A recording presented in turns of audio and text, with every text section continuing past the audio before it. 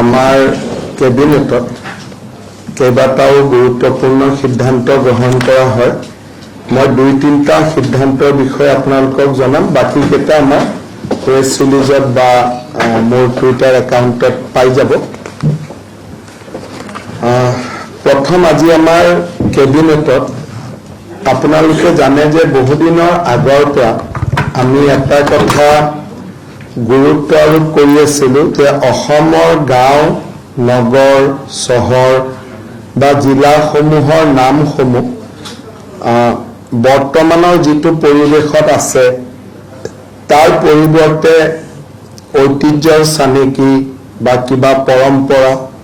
বা সুন্দৰ আধুনিক অসমীয়া নাম যিবিলাক অলপমান সামাজিক দৃষ্টিত বৰ ভাল শব্দ নহয় তেনেকুৱা শব্দৰে গাঁও জিলাসমূহৰ নামাকৰণ হৈছে বা বহুত জিলাৰ বিভিন্ন ঐতিহ্য আছে কিন্তু ঐতিহ্য প্ৰতিফলিত হোৱা নাই, নামটো বেলেগ ধৰণে হৈ আছে। তেনেকৈ আমি অসমত বহুবিলাক গাঁও আমি নাম বদলাইছিলোঁ, আপোনালোকে জানে, যেনেকৈ আমাৰ ইয়াৰ কালাপাহাৰৰ নাম বদলোৱা হৈছিল, এনেকৈ আমাৰ বহুবিলাক বহু অঞ্চলত নাম বদলোৱা হৈছিল। আজি সেই শৃংখলাকে আগুৱাই লৈ গৈ ষ্টেট কেবিনেটে আজি আমাৰ কেবিনেটৰ বৈঠকত কৰিমগঞ্জ জিলাৰ নাম আমি শ্ৰীভূমি জিলালৈ শ্ৰীভূমি জিলা বুলি নতুনকৈ নামাংকন কৰিছোঁ। এতিয়াৰ পৰা কৰিমগঞ্জ জিলা শ্ৰীভূমি জিলা হিচাপে নামাংকিত হ'ব আৰু আজি কেবিনেটে তাৰ ওপৰত আমাৰ সিদ্ধান্ত গ্ৰহণ কৰিছে। দ্বিতীয়তে কেবিনেটত আজি আমাৰ পঞ্চায়ত নিৰ্বাচন লৈ খুব বিতংকৈ আলোচনা হয় আৰু পঞ্চায়ত নিৰ্বাচনৰ ভোটাৰ তালিকা 30 ডিচেম্বৰৰ আগতে প্ৰকাশ কৰাৰ বাবে কেবিনেটত সিদ্ধান্ত গ্ৰহণ কৰা হয় আৰু 30 ডিচেম্বৰত যদি ভোটাৰ তালিকা প্ৰকাশ পায় তেনেহ'লে আমি 10 ফেব্ৰুৱাৰীৰ আগতে নিৰ্বাচন সমাপ্ত কৰিব পাৰিম। নিৰ্বাচনৰ শিডিউল 30 ডিচেম্বৰত ভোটাৰ তালিকা প্ৰকাশ কৰা হ'ব আৰু জানুৱাৰী মাহৰ প্ৰথম সপ্তাহতে নিৰ্বাচন ঘোষণা কৰা হ'ব। নিৰ্বাচন 2টা পৰ্যায়ত অনুষ্ঠিত কৰা হ'ব। আমাৰ লক্ষ্য থাকিব যাতে 10 ফেব্ৰুৱাৰীৰ আগতে গোটেই নিৰ্বাচনৰ প্ৰক্ৰিয়াটো শেষ হৈ যায়। তৃতীয় এটা সিদ্ধান্ত আপোনালোকে জানে যে আজিৰ পৰা প্ৰায় 5 বছৰ আগতে আমাৰ অসমত আমি প্ৰথম ইনভেষ্টমেণ্ট সামিট আমি কৰিছিলোঁ আৰু তাৰ পিছত যোৱা 5 বছৰত আমি ইনভেষ্টমেণ্ট সামিট কৰা নাই। আমি অহা 24 ফেব্ৰুৱাৰী তাৰিখে প্ৰধানমন্ত্ৰী নৰেন্দ্ৰ মোদী ডাঙৰীয়াৰ উপস্থিতিত Assam investment and infrastructure summit, অৰ্থাৎ ইয়াত ইনভেষ্টমেণ্টৰ ওপৰতো গুৰুত্ব দিয়া হ'ব আৰু নতুন ইনফ্ৰাষ্ট্ৰাকচাৰ বনোৱাৰ ওপৰতো গুৰুত্ব দিয়া হ'ব। Assam investment and infrastructure summit যিখন দ্বিতীয় হ'ব, প্ৰথমখন অকল ইনভেষ্টমেণ্টৰ ওপৰত গুৰুত্ব আছিলে, আমাৰ দ্বিতীয় যিখন সামিট হ'ব সি ইনভেষ্টমেণ্টো থাকিব, ইনফ্ৰাষ্ট্ৰাকচাৰো থাকিব। এই সামিট আমি 24 ফেব্ৰুৱাৰীত কৰিবৰ বাবে সিদ্ধান্ত গ্ৰহণ কৰিছোঁ আৰু ইতিমধ্যে এই দ্বিতীয় ইনভেষ্টমেণ্ট সামিটখনতো প্ৰধানমন্ত্ৰী নৰেন্দ্ৰ মোদী ডাঙৰীয়াই অংশগ্ৰহণ কৰাৰ কাৰণে সন্মতি প্ৰকাশ কৰিছে আৰু ইয়াৰ ওপৰত বাকী বিভিন্ন ধৰণৰ কাম আমি কৰিব লাগিব। ভাৰতৰ বা বিদেশৰ বিভিন্ন জাগাত ৰোড শ্ব' আদি হ'ব।